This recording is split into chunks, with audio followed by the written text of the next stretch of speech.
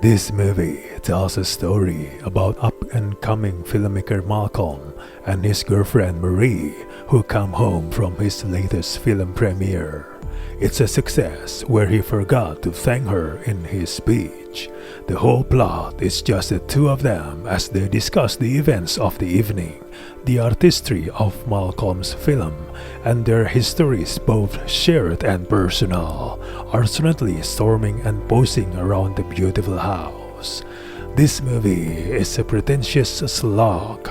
The premise even sounds like an acting exercise, and it absolutely plays out like one too.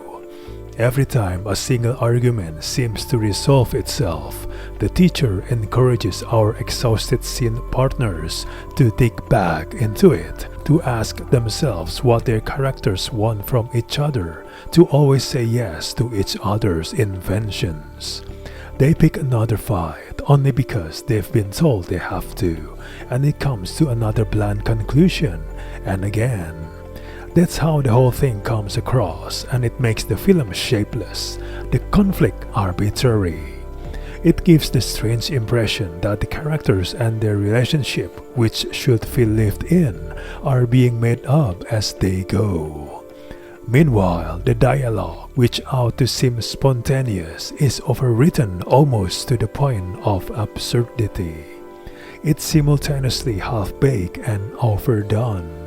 The two main characters back and forth, whereby Marie and Malcolm trade the upper hand, quickly loses steam. By the halfway point, we know everything about these characters, and what we don't know dances out of reach. As with any other fight, each party offers their side of the argument, only to fizzle and repeat the same talking points again.